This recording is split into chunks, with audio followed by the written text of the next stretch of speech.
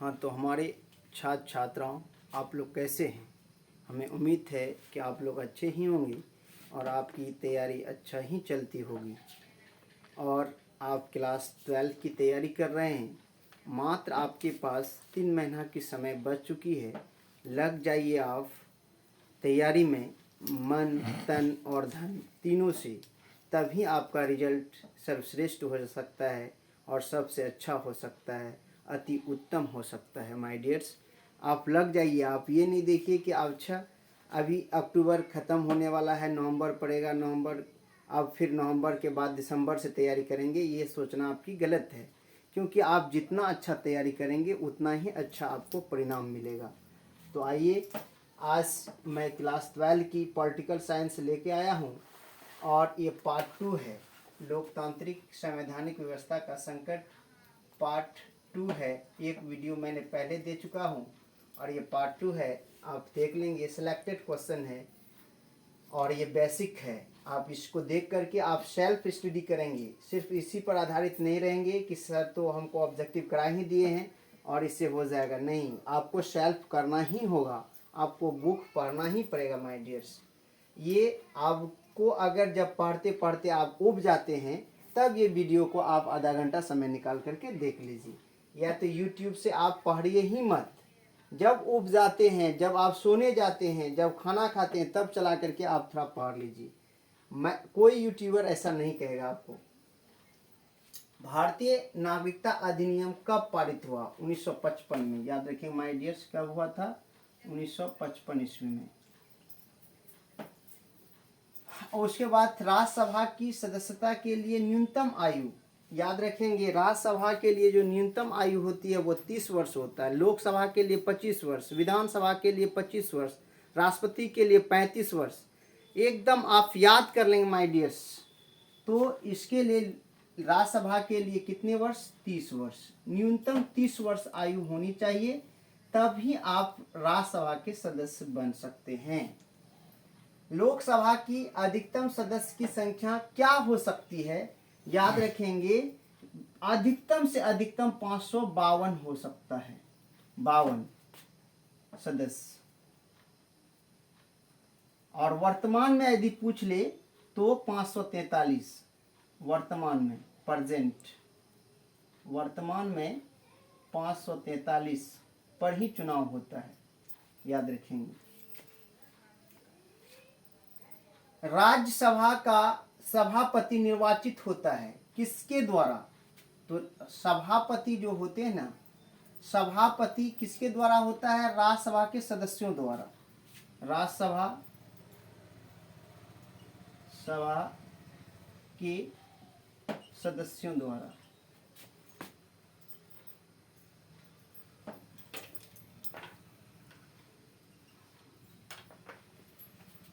भारत मुख्यतः एकात्मक राज्य है, इस विचार का प्रतिपादक किसने दिया था?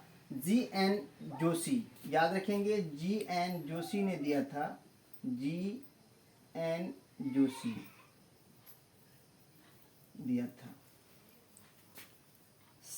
संघात्मक ढांचे के लिए अपरिहार्य लक्षण है, तो याद रखेंगे संविधान के मूल ढांचा। संविधान के मूल ढांचा या संविधान की स्वतंत्रता और न्यायपालिका।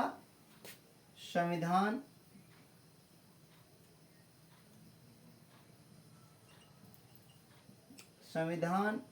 की मूल या संविधान की स्वतंत्रता,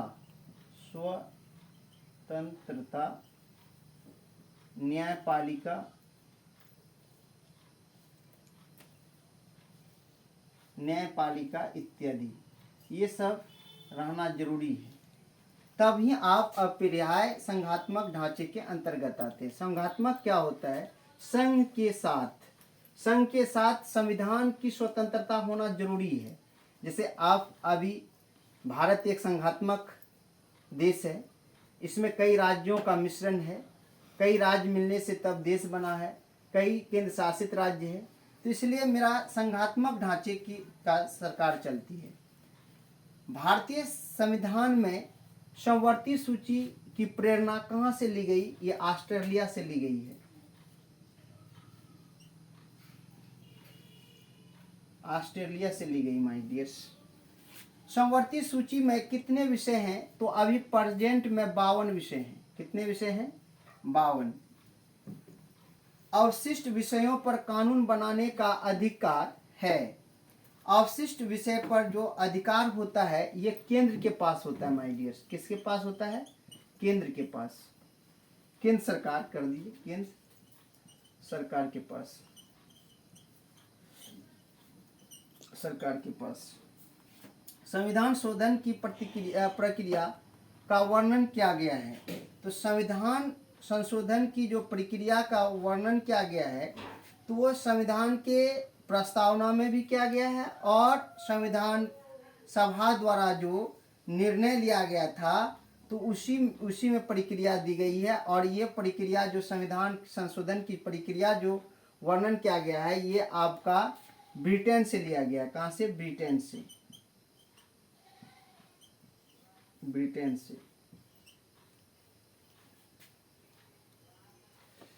तो अब आइए, केशवानंद भारती केस में सर्वोच्च न्यायालय ने किस विषय पर निर्णय लिया? तो ये याद रखें, केशवानंद भारती केस, कहीं कहीं वाद लिखा जाता है। सर्वोच्च न्यायालय जिसे आप सुप्रीम कोर्ट कहते हैं, ने किस विषय पर निर्णय लिया? तो याद रखेंगे कि संविधान के मूल ढांचे को सांसद द्वारा कोई छेड़छाड़ नहीं किया जा सकता है। संविधान के मूल ढांचे को, मूल ढांचे में संसद द्वारा कोई बदलाव नहीं किया जा सकता है। कोई बदलाव नहीं किया जा सकता है। याद रखें माय डियर्स। भारत में किस आधार पर नागरिकता प्राप्त की जा सकती है? एक जन्म के आधार पर, जन्म के आधार पर और दूसरा है विवाह के आधार पर, विवाह के आधार पर इत्यादि लिखिए। ये 5 प्रकार से प्राप्त किया जा सकता है। आप नागरिकता भारत में 5 प्रकार से प्राप्त कर सकते हैं। भारत के संविधान में पहला संशोधन किस वर्ष हुआ था? तो याद रखेंगे 1951 में हुआ था पहला संशोधन, 1951 ईस्वी में। और संविधान में 42वां संशोधन कब पारित हुआ? तो 1976 में, 1976 में। इसी को मिनी संविधान कहा जाता है। इसी को कहा जाता है 42वां संशोधन को मिनी संविधान निर्माण किया गया था। मिनी संविधान 1976 ईस्वी। भारतीय न्यायपालिका किस प्रक्रिया के अंतर्गत कार्य करती है? तो याद रखिएगा, कानून न्यायपालिका के अंतर्गत भारतीय न्यायपालिका किस प्रक्रिया के अंतर्गत कार्य करती है? तो कानून के न्याय पर, कानून के या प्रक्रिया पर, कानून के आधार पर, कर दीजिए, आधार पर। तो कोई भी भारतीय न्यायपालिका किस पर कार्य करेगी? कानून के आधार पर या संविधान के आधार पर? किसके आधार पर? संविधान के आधार पर। उच्च न्यायालय के न्यायाधीश की सेवानिवृत्ति, उच्च न्यायालय बोल रहा है, उच्च न्यायालय बोला तो आप मान जाइए 62 वर्ष। अगर सर्वोच्च न्यायालय बोलता तो 65 वर्ष।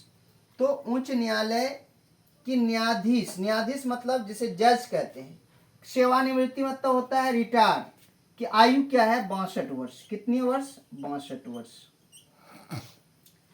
भारतीय न्यायपालिका शीर्ष न्यायालय कौन है? भारतीय न्यायपालिका का शीर्ष न्यायालय यानी कि सर्वोच्च न्यायालय कौन है? तो सुप्रीम कोर्ट।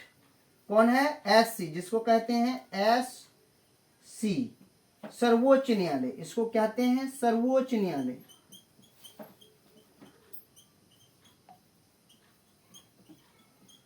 सर्वोच्च न्यायालय, और एससी शॉर्ट में कहते हैं एससी, सुप्रीम कोर्ट।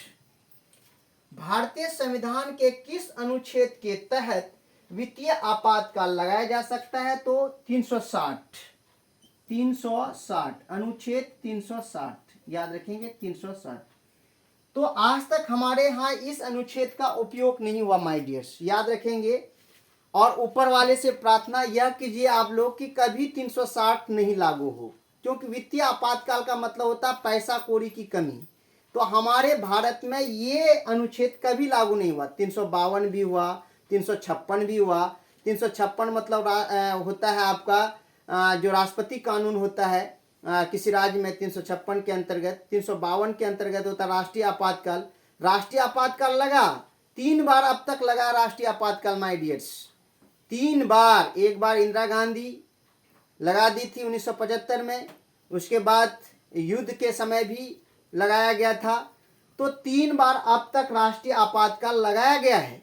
लेकिन हमारे बिहार में अगर आप राष्ट्रपति शासन अगर सुनेंगे तो 8 बार लगाई गई, या 8 बार। और अभी तक 360 अनुच्छेद का उपयोग नहीं हुआ है। भारत में वित्तीय आपातकाल नहीं लगा। वित्तीय आपातकाल, राष्ट्रीय आपातकाल लगा है, लेकिन वित्तीय आपातकाल यानी पैसा कौड़ी की कमी हमारे भारत में अब तक नहीं हुआ है, जिसके कारण 360। और ऊपर वाले से प्रार्थना कीजिए कि कभी न लगे। तो भारत के वर्तमान राष्ट्रपति का नाम क्या है? तो आप जानते हैं द्रौपदी मुर्मू है, लेकिन किताब के अनुसार अगर आप जाएंगे तो रामनाथ कोविंद है। तो याद रखेंगे, वर्तमान अगर कह रहा है, अभी वर्तमान कह दिया तो द्रौपदी मुर्मू जो आदिवासी से है, और ये सेकंड महिला है राष्ट्रपति में, ये द्वितीय महिला है। पहला प्रतिभा देवी सिंह पाटिल थी, और ये दूसरा है द्रौपदी मुर्मू।